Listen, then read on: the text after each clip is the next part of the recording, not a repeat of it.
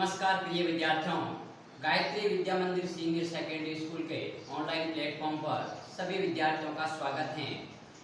आज के क्लास में हम 12th क्लास मैथमेटिक्स के चैप्टर नंबर फर्स्ट को लेकर बात करेंगे।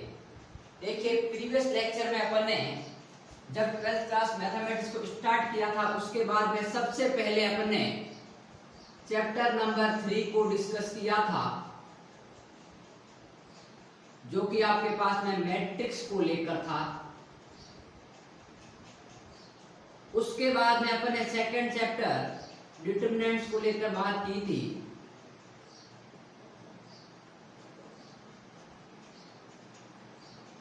ठीक है, जो कि अपना चैप्टर नंबर 4 था।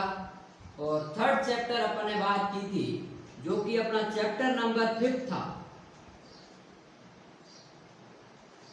ठीक है, और उसका नाम है आपके पास में इनवर्स ऑफ मैट्रिक्स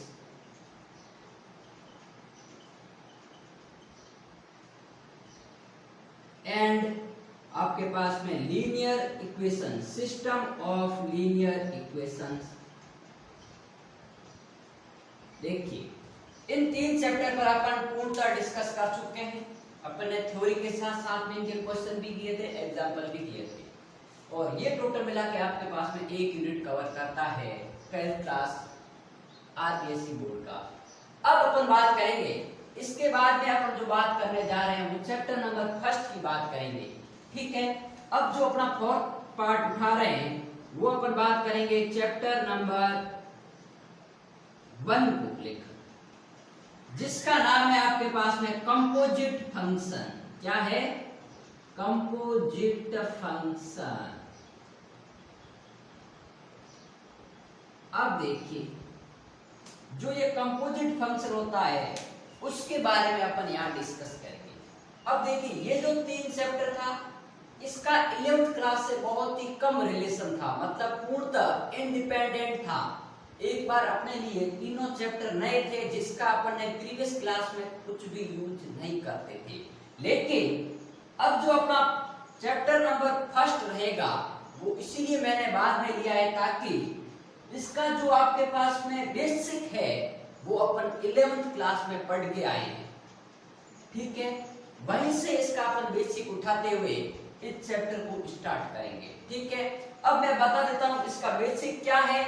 तो इसका जो बेसिक है वो आपके पास में 11th क्लास में आपके पास में 2 चैप्टर थे। एक तो थी आपके पास में सेट थ्योरी, जो कि पहला चैप्टर था समुच्चय सिद्धांत, और सेकंड चैप्टर था आपके पास में relations and functions. Relation and functions, ये दोनों चैप्टर जब आपके क्लियर होंगे तभी आपको कंपोजिट फंक्शन पढ़ने में कोई दिक्कत नहीं आएगी। ठीक है, तो अब देखिए, अपना जो कंपोजिट फंक्शन है उसको स्टार्ट करने से पहले में जो अपने 11th क्लास में पढ़ा है उसके बारे में मैं ब्रीफ नॉलेज दूंगा आपको। आपके पास में शॉर्ट में इसको वापस रिवाइज करवा दूंगा, जिससे आपके पास में जो भी आगे अपन कंपोजिट फंक्शन पढ़ेंगे और उसके साथ में बाइनरी ऑपरेशन है, उसमें अपन को कोई भी दिक्कत नहीं आएगी। ठीक है, तो अब अपन स्टार्ट करेंगे कंपोजिट फंक्शन का बेसिक।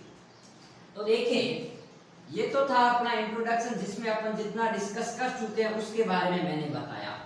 अपना जो टॉपिक का नाम है वो है composite function and binary operation, जिसको हिंदी में बोलते हैं संयुक्त फलन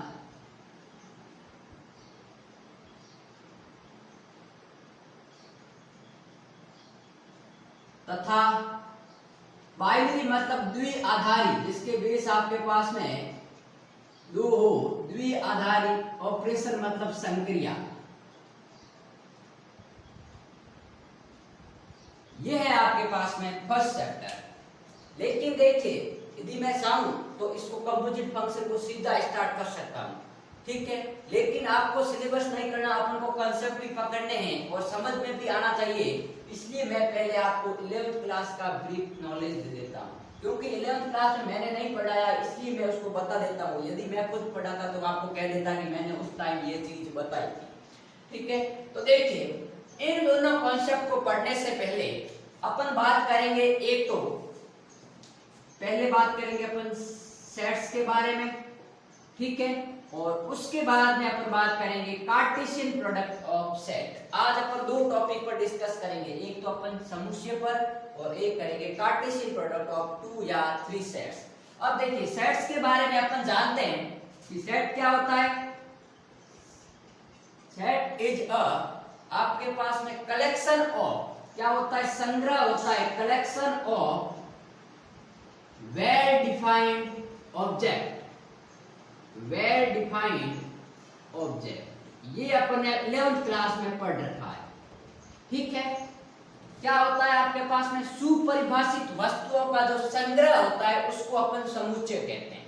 अब देखिए सुपरिभाषित का क्या मतलब है, यहाँ पर जो अपने वर्ड लिखा है वेल डिफाइंड, इस वेल डिफाइंड का क्या मतलब निकलता है, ठीक है। कौन कौन सी चीजें होती है जो वेल डिफाइंड होती है और कौन कौन सी नहीं।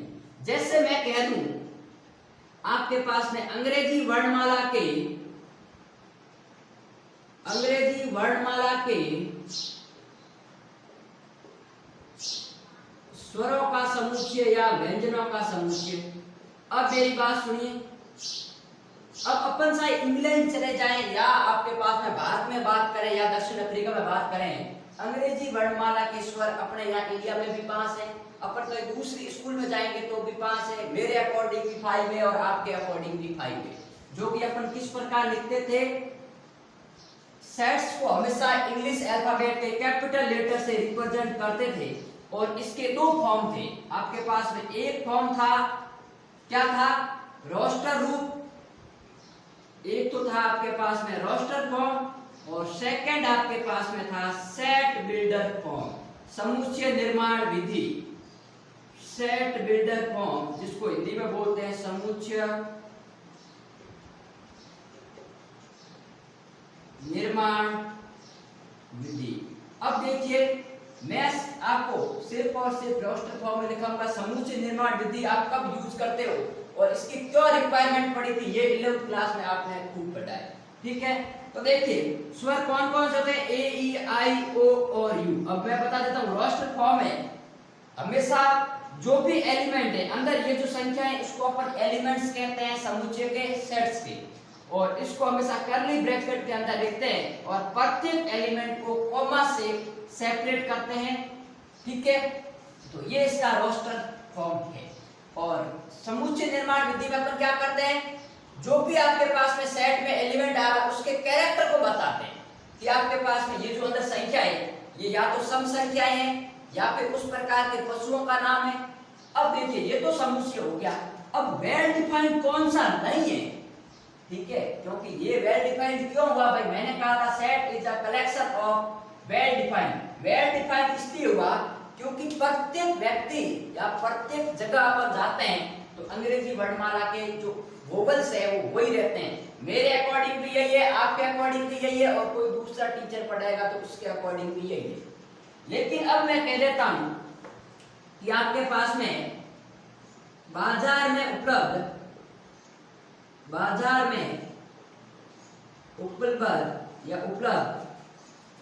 गणित की अच्छी पुस्तकें, बाजार में उपलब्ध गणित की 80 पुस्तकें। अब देखिए पहले तो अपन ये पता करें कि हर बाजार में अलग अलग बुक्स होती है। जरूरी नहीं है कि आपके जो बाजार में है वही आपके पास में दूसरी जगह बाजार में जाए वही अपन को बुक्स मिले। और दूसरी बात अलग अलग ऑथर के अकॉर्डिंग और पढ़ने वाले के ऊपर भी डिपेंड करता है कि मेरे अकॉर्डिंग मैथ की बुक में आर एस अग्रवाल को मानूं या फिर आर डी शर्मा को मानता हूं या फिर कोई दूसरी बुक आपके पास में प्रगति प्रकाशन की। और आप स्टूडेंट के अकॉर्डिंग जो आप 12th मैथमेटिक्स पढ़ रहे हो उसके अकॉर्डिंग आपके लिए अलग बुक होगी जो आप इंटरेस्टेड लेते हो। मतलब हर व्यक्ति के अनुसार जो गणित की अच्छी पुस्तकें हैं वो अलग अलग है। कोई व्यक्ति किसी ऑथर को फॉलो करता है, कोई व्यक्ति किसी ऑथर को फॉलो करता है। मतलब प्रत्येक व्यक्ति के लिए ये बुकें वो सेम नहीं होती है, ठीक है। मेरे अकॉर्डिंग मैं किसी दूसरी लैंग्वेज को प्रेफर करता हूँ, आप कोई दूसरी लैंग्वेज को प्रेफर करेंगे तो गणित की बहुत सारी बुकें हैं जो कि अच्छी है, लेकिन उसमें सभी के लिए वो अच्छी नहीं है। किसी पर्टिकुलर व्यक्ति के लिए आर डी शर्मा अच्छी है, किसी स्टूडेंट के लिए आपके पास RS अग्रवाल है, किसी के लिए NCERT है और किसी के लिए राजस्थान बोर्ड की है। तो ये आपके पास में वेल डिफाइंड नहीं है, अर्थात इसको अपन सेट के अंदर नहीं लिख सकते, ये सेट नहीं है। ये तो था आपका पास में सेट का इंट्रोडक्शन। अब मैं जो अपना मेन टॉपिक है वो है कार्टेशियन प्रोडक्ट ऑफ सेट, जिसका बहुत ही उपयोग आने वाला है, उसको लेकर मैं बात करूंगा। और एक बात आपको बता देता हूँ, सेट यहाँ कंप्लीट नहीं हुआ, मैंने कहा ब्रीफ इंट्रोडक्शन दूंगा मैं। जैसे जैसे वर्ड अपने काम में आएंगे उसको मैं वापस बताता रहूंगा कि आपने ये 11th क्लास में पढ़ रखा है और ये ऐसा होता है। तो अब देखिए अपन जो अपना कॉन्सेप्ट है आज का कार्टेशियन प्रोडक्ट ऑफ सेट, उसको लेकर बात करेंगे। तो देखिए बात करते हैं कार्टेशियन प्रोडक्ट ऑफ सेट्स। कार्तीय गुणन, जिसको हिंदी में क्या बोलते हैं, कार्तीय गुणन। आपने 11th क्लास में पढ़ा होगा, किसके अंतर्गत पढ़ा है, रिलेशन एंड फंक्शन के अंतर्गत कार्तीय गुणन। अब देखिए कार्तीय गुणन को अपन किस प्रकार डिफाइन करते हैं। मान लीजिए कार्तीय गुणन कब डिफाइन होगा, जब एक सेट हो तो भी डिफाइन कर सकते हैं और दो सेट है तब भी डिफाइन कर सकते हैं। मान लीजिए आपके पास में एक कोई सेट है ए, जिसके एलिमेंट 1 2 3 है, और दूसरा कोई एलिमेंट बी है जिसके एलिमेंट है 4 5 और 6। अब देखिए कार्टेशियन प्रोडक्ट का सबसे अच्छा तरीका बताता हूं। हमेशा एक सेट को मान लीजिए ये आपके पास में एक सेट हो गया, ये ए सेट है, इसके अंतर्गत एलिमेंट 1 2 3 है। इसी प्रकार ये सेट आपके पास देखिए रहा बी, ठीक है, इसके अंतर्गत एलिमेंट कौन से, 4 5 और 6। अब कार्टेशियन प्रोडक्ट का मतलब होता है कि ए सेट का हर एलिमेंट, ए सेट का प्रत्येक एलिमेंट बी सेट के प्रत्येक एलिमेंट से जुड़ा होना जरूरी है, ठीक है। तो ए सेट का प्रत्येक एलिमेंट 1 है, वो 4 से भी जुड़ेगा, 5 से भी जुड़ेगा और 6 से भी जुड़ेगा, ठीक है। ए सेट का प्रत्येक एलिमेंट बी सेट के प्रत्येक एलिमेंट से जुड़ेगा। अब देखिए 2 भी जुड़ेगा, इससे भी जुड़ेगा और इससे भी जुड़ेगा, 3 भी जुड़ेगा इससे आपके पास में, इससे भी जुड़ेगा और ये इससे भी जुड़ेगा। तो ये होता है आपके पास में Cartesian product of set A cross B, जिसको अपन हमेशा ए क्रॉस बी से लिखते हैं कार्टेशियन प्रोडक्ट को, ठीक है। अब देखिए इसको अपन ऑर्डर्ड पेयर क्रमित युग्म के रूप में लिखते हैं। तो इसका कार्टेशियन प्रोडक्ट क्या होगा, देखिए ए क्रॉस बी बराबर, हमेशा मैं इसको रोस्टर रूप में लिखूंगा, जो कि कार्टेशियन प्रोडक्ट है उसको मैं रोस्टर रूप में अर्थात कर्ली ब्रैकेट के अंतर्गत।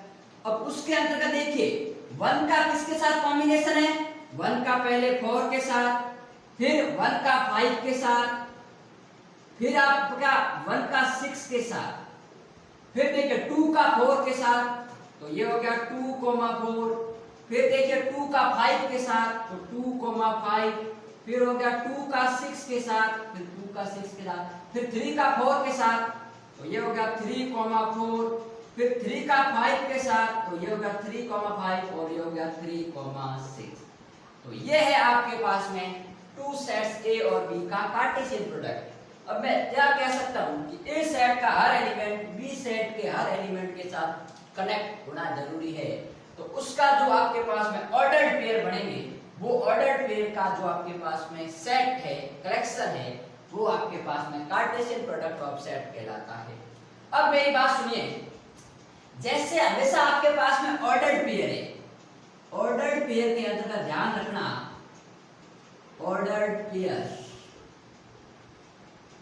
मान लीजिए आपके पास में लिखा हुआ है x, y, तो इसके अंतर्गत जो ये x है वो पहले सेट को बिलोंग करता है और y है वो हमेशा दूसरे सेट से बिलोंग करता है, ठीक है। यदि x, y belongs to Cartesian product of a, b, मान लीजिए 1, 4 है, वो इसका एलिमेंट है, मतलब इससे बिलोंग करेगा। तो इसका मतलब है कि जो फर्स्ट एलिमेंट होता है वो फर्स्ट सेट से बिलोंग करता है और सेकंड एलिमेंट, अब यहां देखिए 1 है, 1 ए से बिलोंग करेगा, 4 है वो बी से, तो देखिए 1 ए से कर रहा है, 4 बी से कर रहा है। इसी प्रकार 2 है वो पहला एलिमेंट है तो ए से करेगा, 5 है वो बी से, तो 2 ए से कर रहा है, 5 बी से कर रहा है। तो हमेशा ध्यान रखना ऑर्डर्ड पेयर के अंतर्गत। अब मेरी बात सुनिए, एक बात और बता देता हूं कि इफ टू ऑर्डर्ड पेयर, देखिए साथ साथ में देखते जाना, क्योंकि मैं सिर्फ और सिर्फ हिंट देने वाला हूं, आपको कॉन्सेप्ट बताने वाला हूं, पूरी थ्योरी आपको नहीं बताऊंगा, जो चीज अपने काम आनी है वही बताऊंगा मैं। तो if two ordered pair are equal, that is मैं ऐसा कह दूं कि यदि आपके पास में x, y बराबर यह आ जाए 1, 4, देन यदि टू ऑर्डर्ड पेयर, एक ऑर्डर्ड पेयर ये है, दूसरा ये इक्वल हो जाए, तो उस केस में आपके पास में x का मान है वो पहले एलिमेंट से जुड़ेगा और y है वो दूसरे एलिमेंट, अर्थात x का मान 1 होगा और y का मान 4 होगा जब टू ऑर्डर्ड पेयर आपके पास में इक्वल हो। अर्थात मैं ये कह दूं कि if x plus 1, y minus 3 बराबर 2, 1, then find x and y। तो देखिए मैंने क्या कहा था, बीच में क्या है, इक्वल है, तो इक्वल होने का मतलब है कि फर्स्ट एलिमेंट के बराबर होगा, तो x plus 1 बराबर 2 implies that x का मान हो गया 1 और y minus 3 बराबर आपके पास में 1 implies that y का मान हो गया आपके पास में 4। तो ये इस प्रकार अपन ऑर्डर्ड पेयर जब इक्वल होते हैं उसकी वैल्यू निकालते हैं। ठीक है, अब मेरी बात सुनिए, यदि किसी एलिमेंट के अंतर्गत जितने अवयव होते हैं तो उसके कार्टेशियन प्रोडक्ट के अंतर्गत कितने एलिमेंट होते हैं उसको लेकर अपन बात करते हैं। अब मैंने कहा था कि कार्टेशियन प्रोडक्ट किसी भी सेट का दूसरे सेट के साथ भी हो सकता है और खुद के साथ भी हो सकता है। अब खुद के साथ कैसे होगा, तो देखिए मैं यदि A क्रॉस A निकालता हूं तो A क्रॉस A निकालने का मेरे पास का तरीका क्या होगा कि ये आपके पास में देखिए सेट A है और वापस इसका मैं A के साथ निकाल रहा हूं, तो 1 2 3 ये हो गया 1 2 3 A का A के साथ कार्टेशियन प्रोडक्ट। तो देखिए पहले 1 1 के साथ जुड़ेगा, फिर 1 2 के साथ, फिर 1 3 के साथ। तो पहले देखिए 1 1 आएगा, फिर 1 2 आएगा, फिर 1 3 आएगा, फिर देखिए 2 का 1 के साथ, 2 का 2 के साथ, 2 का 3 के साथ। तो देखिए 2 का 1 के साथ, 2 का 2 के साथ और 2 का 3 के साथ, और फिर देखिए 3 का 1 के साथ, 3 का 2 के साथ और 3 का 3 के साथ। तो देखिए 3, 1, 3, 2, 3, ये आपके पास में Cartesian product of set itself, इसको बोलते हैं देखिए कार्टेशियन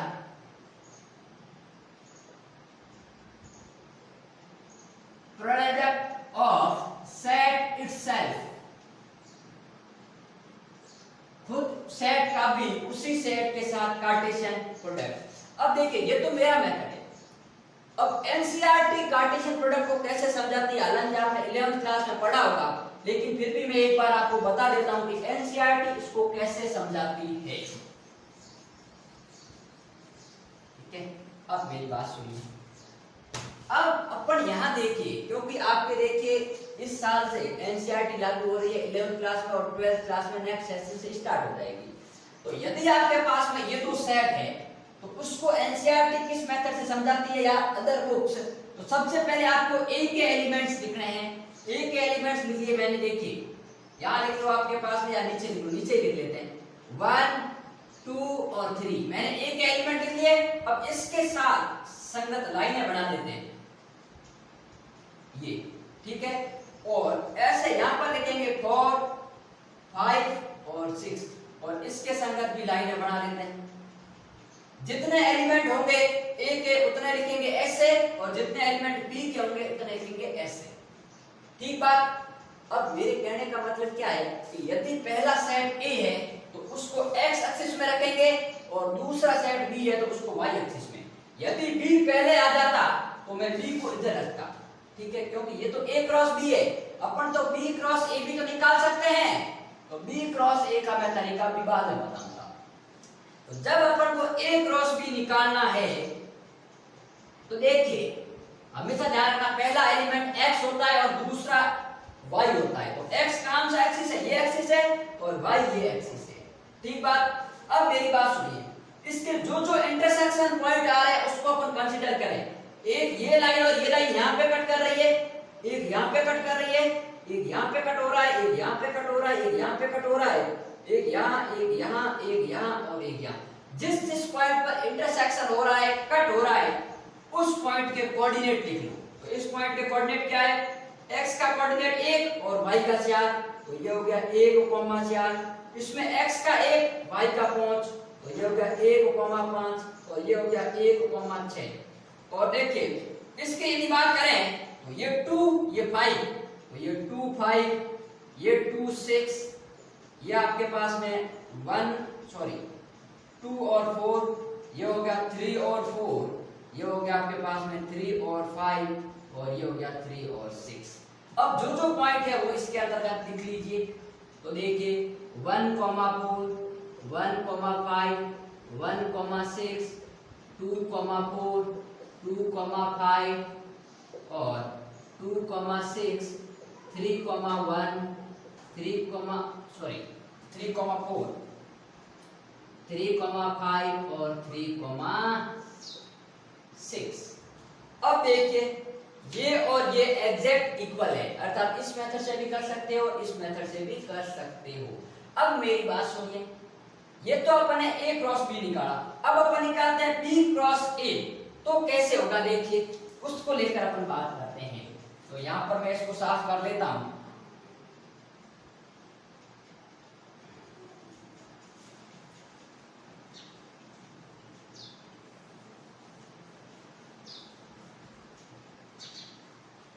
अब देखिए b क्रॉस a निकालना है अपन को,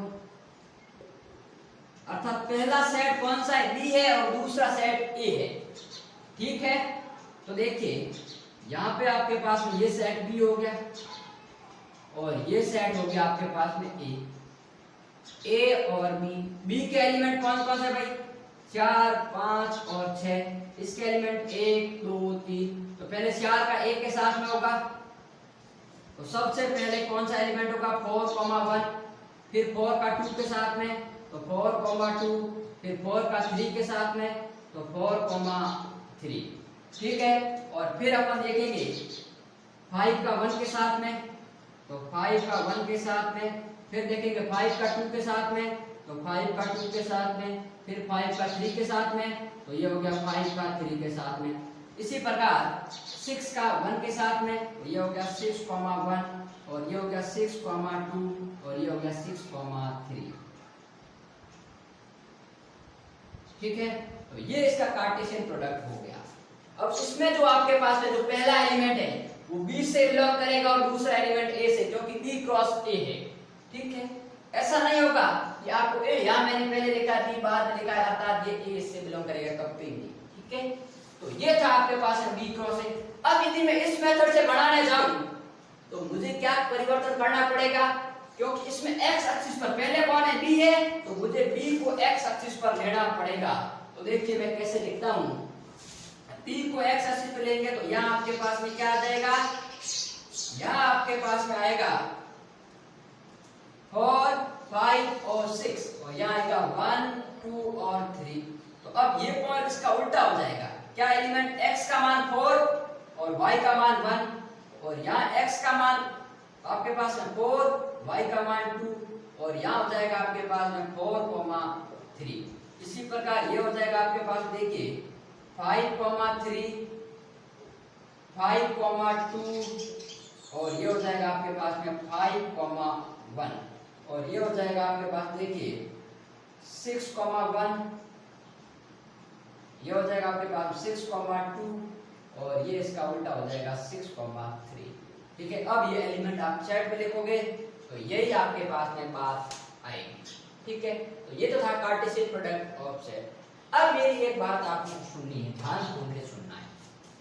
ठीक है, कि किसी भी एलिमेंट में जितने मेंबर होंगे तो कार्टेशियन प्रोडक्ट अपन बनाएंगे। अब देखिए नोट डाल के एक बात लिख लो, या फिर हेडिंग ही लगा लो। हेडिंग ये है कि नंबर ऑफ एलिमेंट्स या number of ordered pair, number of elements in Cartesian product.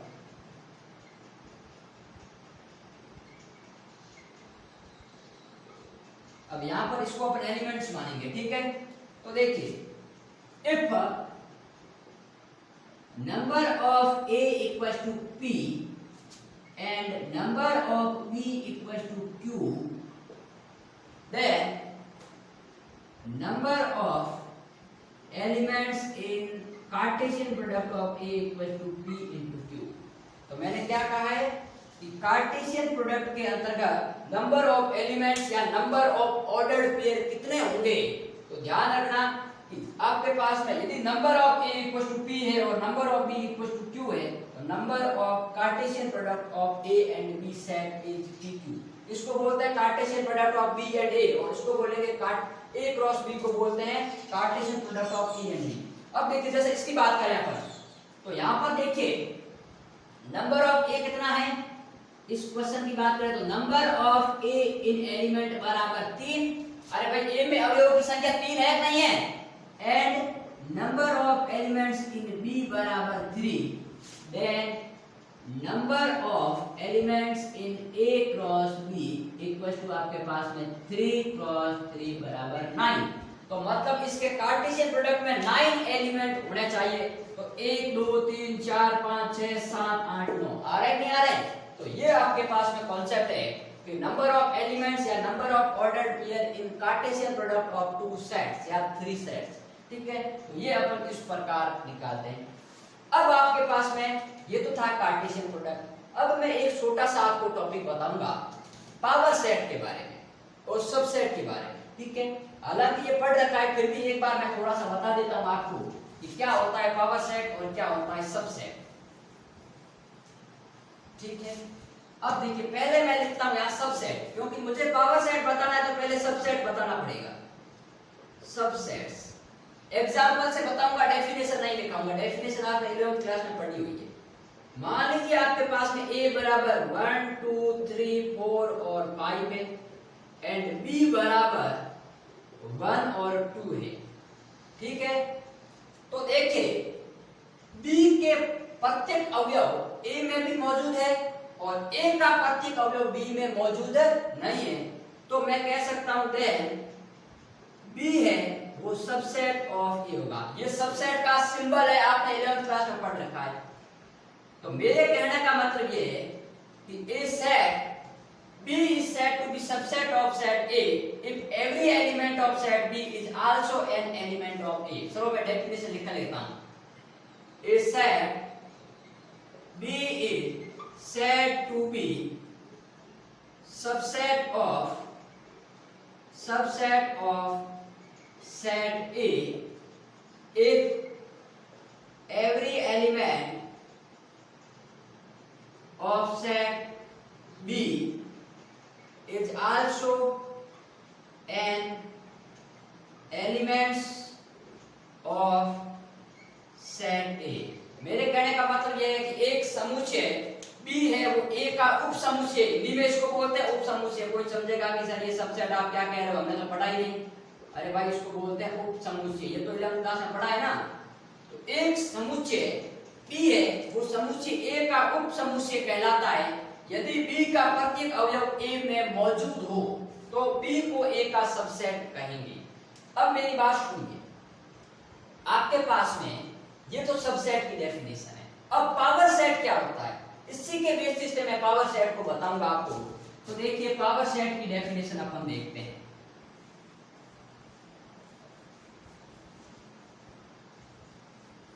देखिए, ये आपके पास में ऐसा नहीं है कि आपके सिलेबस का टॉपिक नहीं है।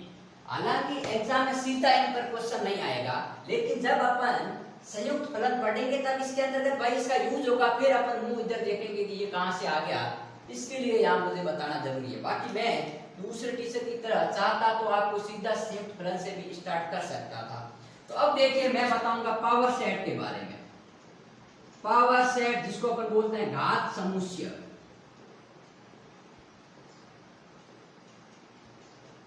इसको क्या बोलते हैं?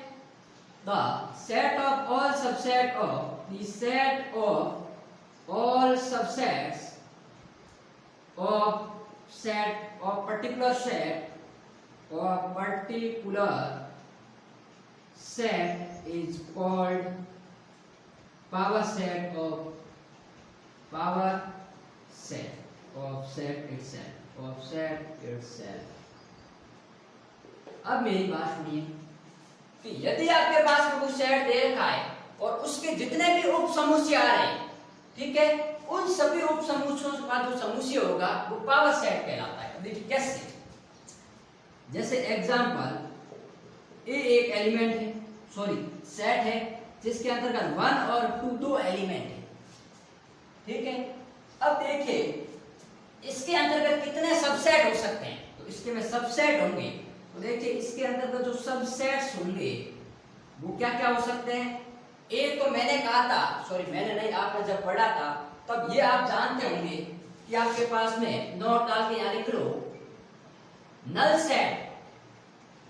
Set is subset of every set. कि जो नल सेट होता है, रिक्त समुच्चय होता है, वो प्रत्येक सेट का सबसेट होता है. तो पहला तो सबसेट क्या हो जाएगा, 5 हो जाएगा. दूसरा इसका आपके पास में सिंगलटन 1, सिंगलटन 2 और आपके पास में 1 और ये 2. ये इसके क्या हो गए, सबसेट्स हो गए. ये आपने 11th क्लास में पढ़ रखा है कि सबसेट्स कैसे निकालते हैं, ठीक है. अब मैंने क्या कहा, the set of all subsets, अर्थात जितने भी किसी सेट के उप समुच्चय है उन सभी उप समुच्चयों का समुच्चय, ये सभी उप समुच्चय और इनका वापस में समुच्चय लेता हूं तो वो पावर सेट कहलाता है. तो ये है आपके पास में पावर सेट ऑफ ए, ठीक है. तो आपके पास देखिए किसी भी सेट में जितने एलिमेंट होते हैं उसके पावर सेट में कितने एलिमेंट होंगे. तो देखिए number of elements in power set, तो number of elements in power set, तो number of elements in power set बात करें तो if number of elements equals to A में ये 2 है या फिर मैं m से लेके बात करूं, then number of elements of power set of a equals to होता है 2 की पावर m. हमेशा ध्यान रखना, यदि किसी सेट में m एलिमेंट है तो उसके पावर सेट में 2 की पावर m एलिमेंट होंगे. तो देखिए इस एग्जांपल को बात करें तो नंबर ऑफ a बराबर कितने हैं, 2 है.